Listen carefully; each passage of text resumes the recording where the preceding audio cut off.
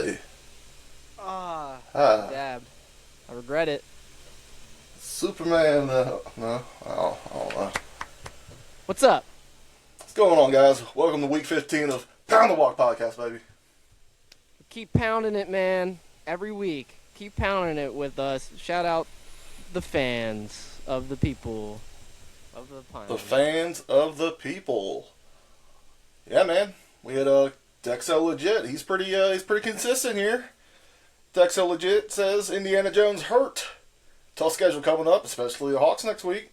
Gonna have to rely on John Boyte balling out from this point forward. You're not wrong. We are in dire situation, but got something cooked up. Yeah, that's fun. I think, first thing I thought before we started today is like last week, for both the Chargers and the Colts, we were kind of saying it's a big turning point or a fork in the road to see where you guys go. You know, Daniel Jones broken left fibula. I don't think either of us would have guessed it would be right Achilles pop, and now another guy is going to be wearing number 17 on the Colts, and it's fucking Philip Rivers. Phil Rivers, baby. Welcome back to Indiana. That's Couldn't awesome. stay away. The whole Colts story. It's like a Hallmark movie. Like I think Pat McAfee said something like Hallmark movie about the Kurt Warner stuff. It's another movie coming, guys. Yeah, I'm so happy to see my goat sling the rock, shot put that bitch in the air. Whether it's 5-yard passes every play, it doesn't matter. You got Philip Rivers, man, one of the greatest of all time. Don't sleep on the guy, even if he's 5 years out of the league. And a grandfather. And a grandpa. Yeah, like you said, probably the first grandpa quarterback ever. You're making history here, boys. Making history. Got Phil Rivers back in the house. Saw some clips of him. He's gained a little weight, but like he said, it was never his job to run away from people. He relied on that cannon of an arm and that noggin up there with all that football knowledge. Yeah, I'm excited. Last time we went to the playoffs, Phil Rivers. Let's see if he can finally get his Super Bowl, his first Super Bowl. By signing and being on the roster, he does forfeit the right to being able to be in the Hall of Fame for another 5 years. But this just solidifies, let's get a Super Bowl in there. Get him that first round ballot. Easy Hall of Famer. Yeah, the first ballot thing was probably out the window, even though he was a semifinalist. And I wanted to hear someone ask him that, if that was like part of the decision, like, fuck it, I'm not going to get first ballot, I may as well do it. I don't know. But I love his press conference. Just to be able to simply listen to Philip Rivers again, I don't know. He's like my favorite player ever, so, yeah. I'm excited for him to be mic'd up because he is one of the best and worst trash-talking motherfuckers that has ever been mic'd up, so I'm super excited for that. Had another comment. I want to mention the Ruffles Rello. He says, I love the Sprite. Shout out. Coke Gang, but we're Sprite Gang in this house. It's not a Sprite, but it's green. It's a green cup that you can pretend to have Sprite in it. And Dexo Legit also said, Herbert is a tough son of a bitch, and he knows y'all need this game bad. He'll gut it out. He did gut it out. Yeah, we'll so talk thank about you that. guys. That was crazy, too. So we'll talk about that. I think last week we negated the whole points scored tiebreaker thing. So I'm only up like 4 in our picks. Once again, did not look back yet to see how it went, but I feel like I got some right. I feel like you got some right. Right? Got some right, got some wrong. Yeah, week 14 it was. It was a fun week. Maybe more for me than you, obviously, with what happened. But we move on. And the playoffs are getting closer and closer. The NFC is looking pretty solidified almost. It's getting there. And the AFC is, almost just as. But, yeah, last week was fun. Detroit beat Dallas. And I'm guessing, once again, Indy played at 1 o'clock. So you guys, played Jacksonville. What was your thoughts on that matchup? Yeah, let's jump into it. Messy game all around. First play of the Colts possession, throws a pick. next drive looked like we were somewhat competent. Started figuring things out. Got in the second quarter. As you know, Daniel Jones, non-contact injury. He took a step back as soon as I saw him kind of wobble around there. Kind of knew nothing was good out of that. Blew his Achilles, and we just struggled from there on out. Jonathan Taylor tried to do a little too much, try to compensate for that. Stretched the ball, big fumble, led to another score. And Jacksonville was just clicking. Weather was not on our side. Colts historically have just never played well in poor weather. It showed again. Riley Leonard had a hard time back there. John Boite did what he could, but when you're, kind of one-dimensional like that, it's very difficult, especially with one of the best run defenses in the league.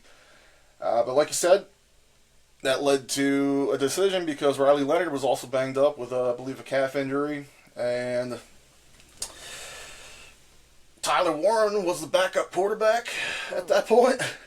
Rippon on the practice squad, not looking so great. They made a decision. They called Phil. Phil thought about it, thought it was a good idea, and here we go. So, not too much to take away. We played a lot of sloppy football. I think Chardavius Ward is also on IR with his third concussion of the season. Don't believe Sauce will be coming back this week. Maybe the week after. DeForest Buckner might be coming back. So hopefully we start getting healthier and, using that big brain, that big noggin of Philip Rivers, the king of checkdowns. He's also, I watched him throw a few passes and his arm still moves, man. So I'm very excited. I don't think we're completely doom and gloom. It's not looking great, obviously. We have a very tough schedule ahead of us.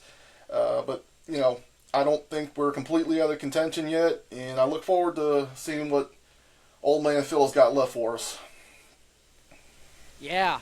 Once again, I'm super excited. I probably say it every week as far as in regards to Shane Steichen. I'm a big Shane Steichen fan. I think he's a great offensive mind.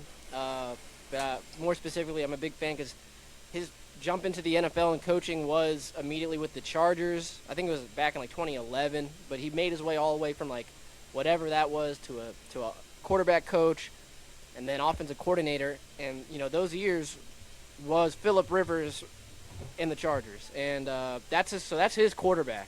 And I saw something too. I think I sent it to you yesterday where apparently Philip Rivers has been basically running at the very least some form of a skeleton to the Colts offense.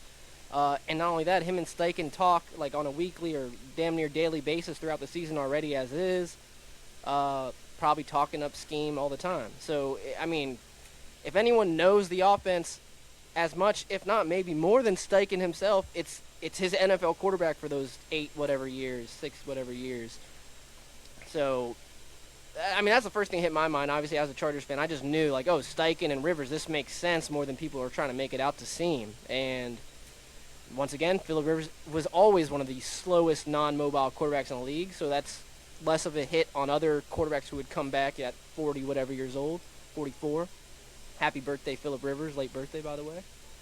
But yeah, obviously I'm very hopeful and I'm praying for him to look competent out there. But not only that, I really believe he will. And like you said, the AFC playoff picture, it's still up for grabs. You guys are 8-5. You guys are, right below the 7th seed right now, Houston at 8-5 as well. You guys just grind out some wins. There's going to be some tough games, especially this one coming up against Seattle. But it's not at all over, dude. And that's also more praise on Philip Rivers than anything. I think Philip Rivers is a competent, one of the greatest of all time, 7th all time in passing, extremely underrated. And I see him producing with a studded Colts. You guys were the best team in the league as of 4 or 5 weeks ago, undoubtedly, at least in the AFC. And this might arguably be Philip Rivers' best team he's been on. Obviously, early in his career with the Chargers, had some superstar teams.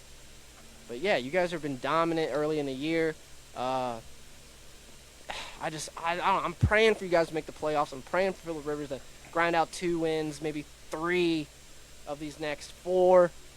And you guys make the playoffs. That'd be sick. I would love to see Philip Rivers Chargers, divisional or conference championship. That'd be sick. So yeah, that's all I gotta say. Shout out Phil, my GOAT. I'm so happy. Yeah, absolutely. Like you said, this might be one of the best teams that he's played on in some time. Uh, Tons of weapons, right? He's got multiple receivers that are arguably number one receivers, right? He's got a stud in that rookie tight end. Again, Jonathan Taylor, John Boyte, he's a stud, right? So with Phil Rivers, he's smart. He knows when to check it down. He knows when to take the long shots. And his arm, if it's still remotely what it used to be, he'll get that football down there. And yeah, if not, he'll kill him by paper cuts, right? Just 4 or 5 yards at a time, chip away. Yeah, I'm excited. AFC's super tight, but what a story would that be from start to finish with how this entire season has come along with getting Daniel Jones, Anthony Richardson being benched, Daniel Jones being the stud he was, he's starting to fall off. Jonathan Taylor is having a monster season. Rookie tight ends is having a crazy season. Daniel Jones goes down. No one knows what's happening, and then you bring in the old legend right off into the sunset. That would definitely be a Disney movie right there. I got goosebumps, man. Yeah, I just all I can do is pray. I'm like the biggest Colts fan I've ever been before. Is now. So I just wish the best for you guys, dude. And I see it happening. But it is Seattle next week. That's gonna be a hard one. We'll talk about that. But yeah. We'll shoot all the way down to Monday night, right? The Chargers at the Eagles, the Eagles at the Chargers. Herbert, obviously that fractured left hand. A lot of people didn't know what was going to happen. We were questioning how it would pan out. And I would say it was the best case scenario. Statistically, it wasn't the greatest game, especially for someone like Herbert. But that didn't matter. More importantly, he just looked unfazed, other than the fact that he couldn't hold the ball with his left hand, which caused some fumbling issues. That game had 10 total turnovers. One play had 3 turnovers in a single play. That was insane. It worked out for us as far as the outcome of that play. But yeah, I guess for the goods, the Chargers defense did exactly what I was hoping we'd do. Scheme up, keep Hurts off his legs. I think he only had like single-digit rushing yards. He had one rush where it broke for like 20 in crunch time. It got called back from a hold, so I'll give him credit. He was actually, at some point, he decided to scramble. But yeah, Hurts is not running the ball like he should. I'm sure the whole new offensive coordinator thing hurts them a lot. But that's big on Hurts, man. You're one of the most mobile quarterbacks in the league. You don't have to prove a point, dude. You're in the middle of a game. You should be tucking and running the ball, especially if you're not gonna sling the ball downfield in some one-on-one looks. But our defense balled out. But yeah, shout out Amarion Hampton came back, kind of split carries with Vidal, and short yardage situations. More often than not, he converted them. Vidal looked really good. Our one big explosive play was in the first drive, 60 yards of Vidal. Herbert ran for 60-something yards, doing stiff arms with his left hand. It was insane. Justin Perkbert is what I think I'd like to call him for that week. He was definitely on some sort of pain meds because he just seemed unfazed. Definitely was not falling on that hand, but it turned out no other injuries seemed to happen out of it, so that's good. We grinded it out, and we won a crazy game. Some people call it ugly. I love that type of football. I'd rather see that than, I don't know if you remember like 5 years ago, it was like Chiefs-Rams. It was like 60-50 something. People were like, that's the best game ever. I want some defense. I want some crazy shit where the ball bounces in crazy directions. If that was the Super Bowl, that would have been an insane Super Bowl, right? So it was a great game. Went to overtime. Cameron Dicker, 5 for 5 on field goals. Insanity. We just got to grind out wins like that. If our defense is that good every week, I think we can beat anyone in the AFC. I'm just really happy right now. As long as Herbert just continues to heal up and not have any backtrack injuries, our defense will help us carry the load. And I think that's going to happen these next few really hard matchups as well. Bolt up, man. Great win. Great grinded out win. 10 turnovers. Crazy. Yeah, that was definitely a huge defensive game for you guys. That's exactly what we talked about. We knew that Justin Herbert was not going to be throwing the ball a whole lot. They wanted to rely more on the running game. Turns out he was the running game. I think half of his yards came off that one play to Vidal, right? So I'm not shocked that he didn't have a monster game throwing the ball. I think he only chucked it 25 times, 12 completions. But again, you don't want the man holding the ball that long. So offensively, you didn't make too many mistakes. I think he threw a pick and then maybe a fumble lost. But when your defense steps up and has 4 interceptions, a couple fumbles, putting a lot of pressure on Jalen Hurts. Jalen Hurts, I think, ran for 8 yards on 4 carries, so they shut him down completely. Saquon had a decent game, but they didn't let him score a whole lot. And then when you have Dicker the kicker picking up 16, however many, 18 points or whatever. He was clutch, and y'all found a way to stay in it. That was the most important thing, not to let the Eagles get away from you, because I knew offensively, we both knew it was not going to be a great day for the Chargers, so the defense kept you guys in check. Offense got close enough where you can make the field goals, got points on the board, and you walked away in overtime.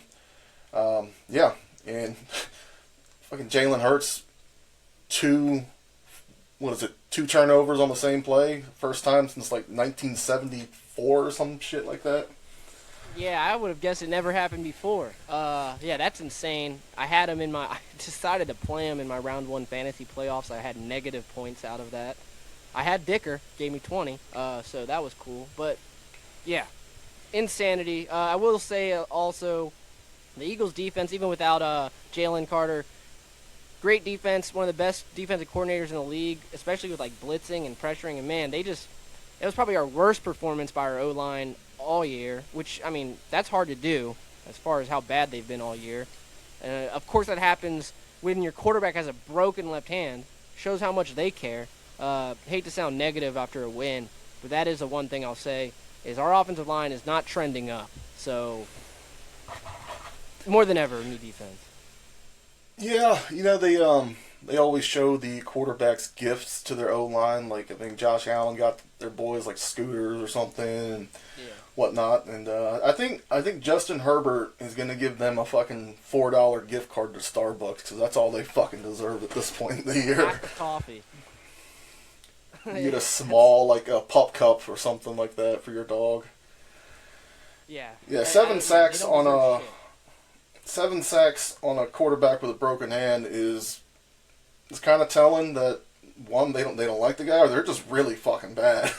So I'm just curious, do you pick up anyone, try to shake things around later in the season, maybe get some fresh linemen that are just floating around out there? I don't know. Obviously you got the win, but it was 100% because of the defense and your kicker.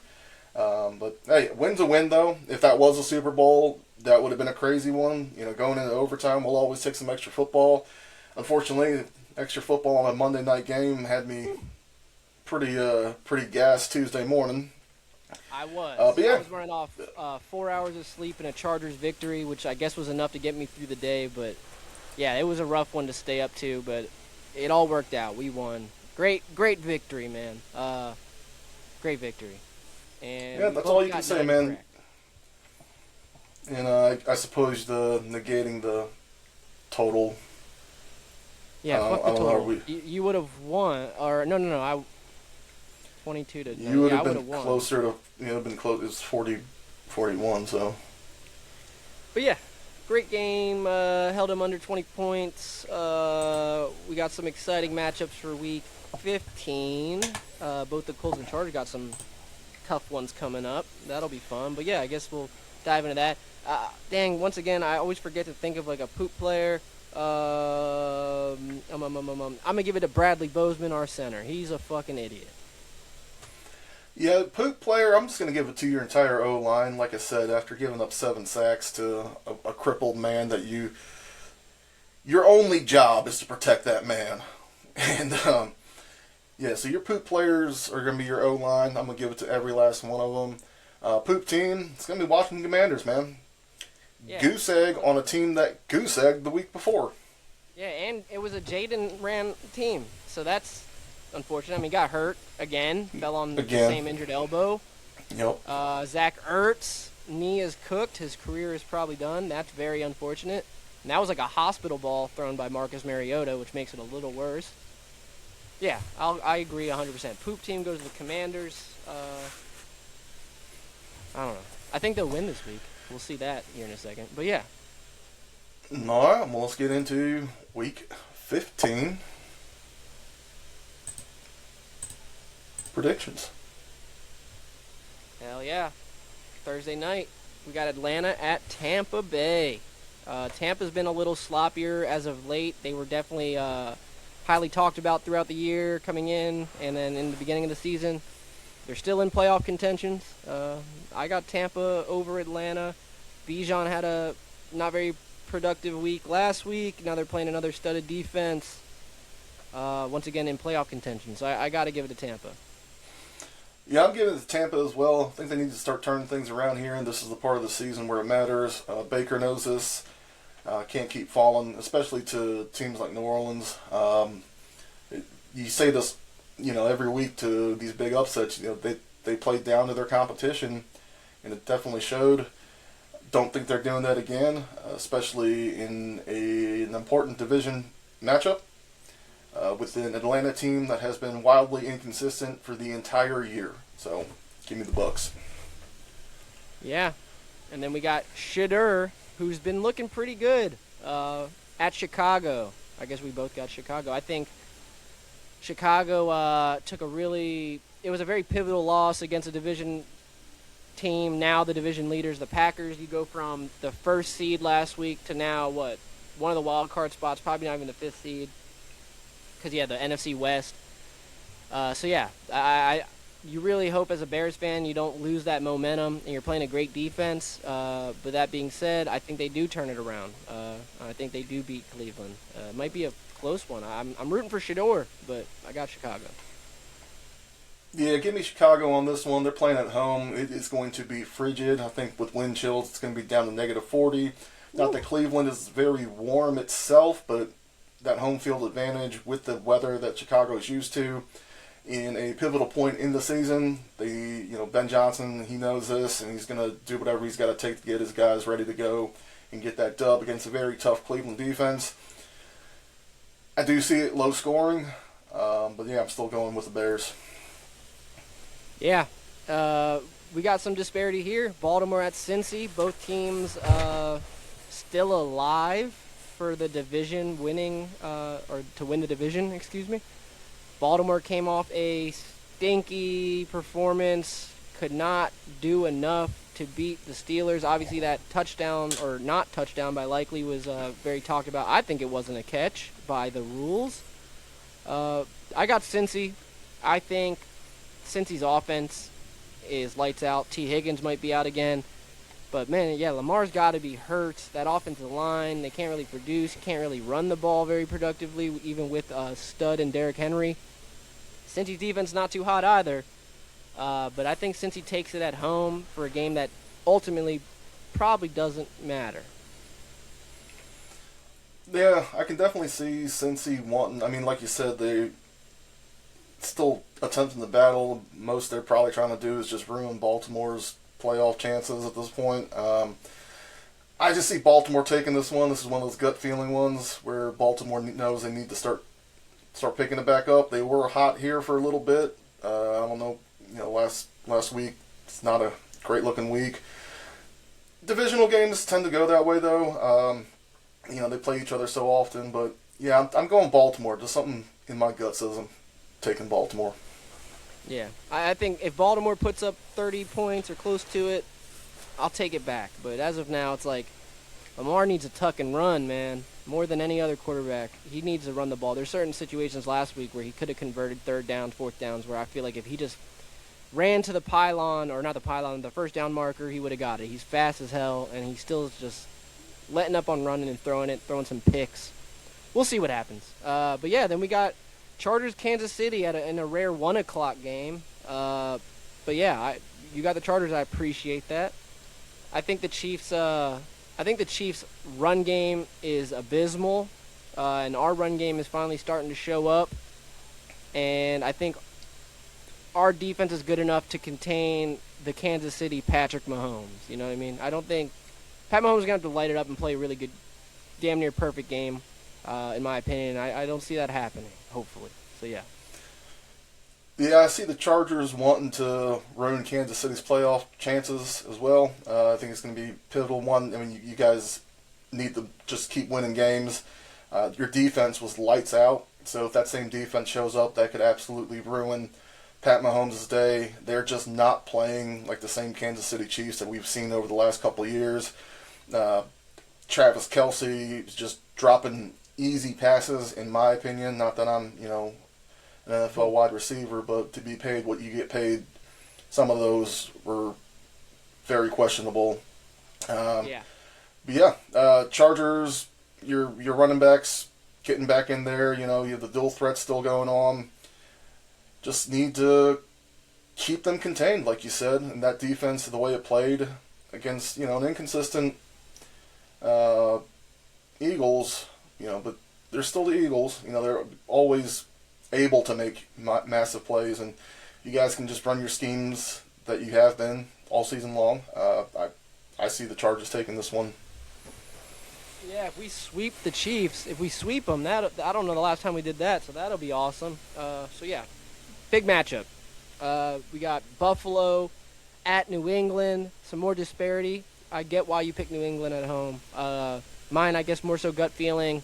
And I think it'll stir up the AFC a little bit here. I think Buffalo pulls through and beats New England in a divisional matchup. I can definitely see Buffalo if the Josh Allen, the MVP Josh Allen, and the James Cook that we both know shows up. They play their style of football. New England, though, is just looking like one of the best teams in the NFL at this point. Defense is still solid. They're getting the job done on offense too, regardless who's at the running back position. They're getting it done. Yeah, I'm going New England at home. Yeah, that'll be a fun matchup for sure to tune into. But yeah, I guess we got some more disparity there. And then another one, Washington at New York. You got the Giants beating the Skins. I get it. That's our poop team. I don't know if Jaden's even they're gonna bother to put Jaden back in. I don't know how severe that injury was. I haven't looked into that much. But New York Giants is pretty stinky as well. I'm going with the Skins, baby. Depends on which version of the Giants show up. If the explosive, weird Giants that we underestimate show up, because they've shown up a couple times throughout the year. Albeit, it was with Jameis Winston on some of the last couple of games, but Washington's just been, they're just losing games. And at this point, some of them, what are you playing for other than maybe getting picked up by another team next year? Yeah, the Giants, I think, currently have the first pick in the draft of the season ended today, so that's another thing. It's naive to think teams don't think about that. This will be kind of a draft pick situation game. Yeah, I don't know.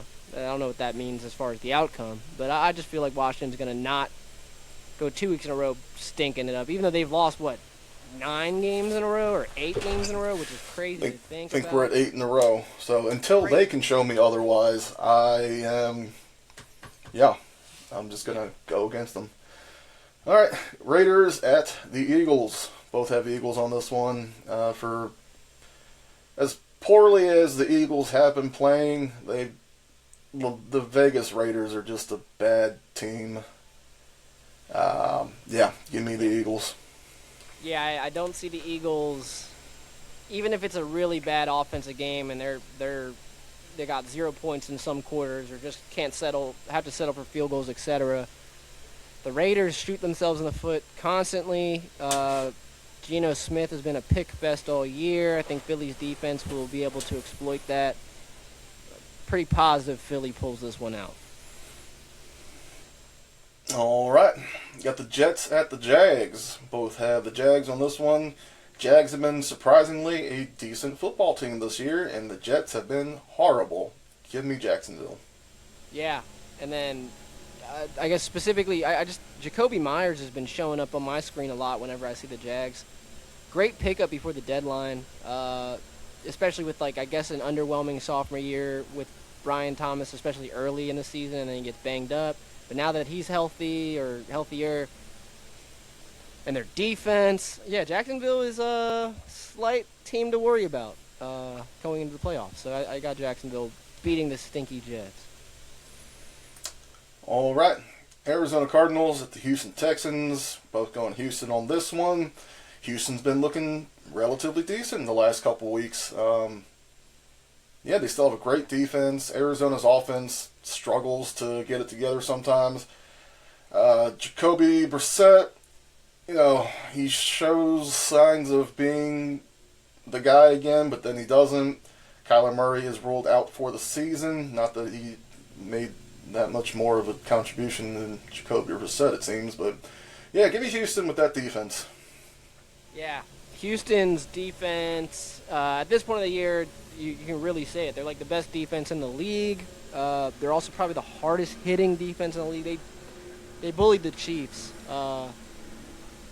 It might be one of those sneaky games, but I can't not pick that. That defense is nasty. So Houston gets that home victory. I agree. Green Bay at Denver. Both have Green Bay on this one. Green Bay, I believe, has a better offense than Denver does, and their defense is still elite. Give me Green Bay. Yeah. Finally, I get to watch Denver play a competent team, and they almost lost to the Raiders. They almost lost to the Skins a couple weeks ago. Yeah, I don't know. I just think this. I need it more than anything. I need it for the Chargers. I would love to get a division win, but yeah, give me Green Bay. Their defense is still firing at all cylinders. Jordan Love is it still Toyota-thon? You know that whole Toyota-thon thing. I think that's still going on. So give me Jordan Love. All right, Jordan Love with Toyota-thon. Detroit at Los Angeles Rams. Both got the Rams on this one. Rams, aside from that 1 week, have been just a dominant team. Detroit is explosive. They could easily upset the Rams on this one. However, if the same Rams that have been showing up all year, aside from that 1 week, show up, versus a Detroit team that has been somewhat inconsistent here and there, I could see the Rams taking this at home in a game that they want to win their division. So. Yeah, I would still lean that the Rams are probably the best team, at least in the NFC, potentially the best team in the league right now. Detroit, like you said, they can easily come and upset them. But yeah, the Rams' run defense is so solid. So if you're able to contain Jahmyr Gibbs, especially in the air too, like in the backfield, David Montgomery as well, and I see that happening. I think the Rams contain that run defense, make them rely on Jared Goff. And a somewhat banged-up Amon-Ra, and the Rams continue to win. I see that happening. All right. I'd much rather skip this one, but I'm going with Carolina just because I don't really have a good reason. New Orleans did just come off a victory against Tampa Bay. Tampa has been a little colder the last couple of weeks. Carolina, I can see absolute coming in and just upsetting them at home. Yeah, I mean they're hungry. They got the same record as the Bucks. They've had a couple opportunities to take that temporary division lead, and this could be a week again where it happens, especially if Atlanta beats Tampa, that is. But yeah, New Orleans. I don't know, man. I would say Tyler Shuck, or I don't know how to pronounce his name. Tyler Shuck, I think. He is. I wouldn't say really good, but he's a good quarterback. So it's starting to lately been harder for me to shit on them. But yeah, Carolina's a better team. Slightly. Yeah. Tennessee Titans, San Francisco 49ers. Tennessee did beat a tough Cleveland defense last week, but it is at home against San Francisco, and for the better part of the year, San Francisco's just done a great job of finding ways to win the game with backups, with people injured. People coming back at this point. I can see San Francisco easily taken out the Tennessee Titans after a fluke victory in Cleveland. Yeah, I agree fully what you said. Brock Purdy's been solid. He seems healthy. Yeah, they're coming off this bye, so that's good. And obviously CMC's still a beast. So just keep feeding them. And the Tennessee Titans, they find ways to lose. I don't see that happening. Them upsetting the Niners. That is. Yeah, and that'll make the NFC playoff picture pretty solidified. Especially if the Lions lose. That's the crazy thing. The NFC is stacked, man. The Niners are currently the 7th, or no, the Bears and the Niners are both 9-4 with the 7th and 6th seed. So that's crazy. All right, I can see why you went with your route, but I'm still believing in my Colts against a very tough Seattle team. Yeah, it's gonna be a game. I'm hoping Phil Rivers comes in and just fucking lights it up. That's yeah, my. I do too. Is he going to on his first game back in 5 years, being 44 years old? It's questionable, but I'd like to see it happen. And I'm going with the Colts on this one. Yeah, I'm sorry. I 100% am rooting for the Colts. I'm 100% rooting for Phillip Rivers. But the Seahawks, it's like one of the worst teams to have to play. Out of conference game against one of the powerhouse teams in the best division in the league. Still hot. But yeah, if your defense, Phillip Rivers said it himself at the conference. He said, "Hey, I'm not here to save the day. Like, we still need to run the damn ball. We still need our defense to do what they do." And force a couple turnovers against Darnold. That's happened a few weeks this year where Darnold kind of been a pick fest. That can happen. So I'm wholeheartedly rooting for you guys. But I'd be naive of me and Matt, one of our best viewers, best commenters, would be pretty upset if we both picked the Colts. So I guess there you go. No, your reasons are justified, and as you remove the Colts bias in your fairy tale that you're running in your head to make another Marky Mark football story on Disney, I understand completely. However, I'm really looking for a Daniel Jones movie or a Phillip Rivers movie off the 2025 Daniel Colts. Jones is old news now. He don't even got a number anymore. What's Daniel Jones' number? I don't know. I'll have to go and. Zero. It doesn't matter. He's out for the season. He can't be zero. That's can't buy him. So. Oh damn. Yeah, he's cooked. They're gonna give him like 73. Ooh, 60, 64. It's probably one of the worst numbers on the team. Do you want the Colts to re-sign Daniel Jones?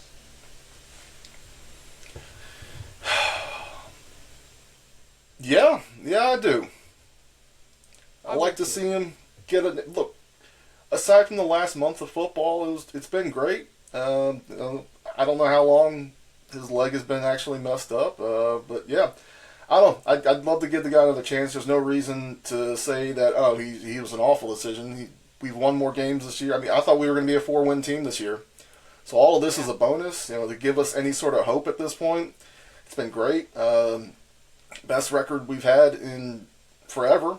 Much better than what we had with our number one pick in Anthony Richardson over the last couple of years. So yeah, I absolutely give him another chance if he wants it. All right, moving on. Minnesota at Dallas. We both have Dallas. Minnesota's just been playing. Aside from last week, I mean, I guess against the terrible Washington defense, you can look like a elite team, but Dallas is not Washington. They have an explosive offense, and their defense is just as competent. Yeah, give me the Cowboys. Yeah, Minnesota had a good game. In my opinion, that's based off statistics. That was J.J. McCarthy's one good game of the month. And, yeah, Dallas fought their way to a loss against the Lions, but they fought, and I don't see them losing to Minnesota. We can't forget how good Dallas has been the last 3 or so weeks before that, so I agree. All right, Miami at Pittsburgh. Both have Pittsburgh on this one. Pittsburgh has been looking like an okay team. Aaron Rodgers is getting the job done. Obviously, they got that big win against Baltimore. They've been winning, tough games. Miami Could they do something? Yeah, absolutely. They've surprised me a couple times this year, but at home, primetime game, I'm going with Aaron Rodgers and the Pittsburgh Steelers. Yeah, I agree. Even more reason I think that whole AFC North situation will kind of get solidified after this week. Yeah, Miami is still they show up every once in a while. A-Chain had an injury. I think it's actually not that big of a deal, but who knows? That might play a role into this. Pittsburgh's defense is still really good. Aaron Rodgers, even though he was banged up, he balled out. So I see that happening again. All right, and that's week 15. Let's see what happens. 40-minute F.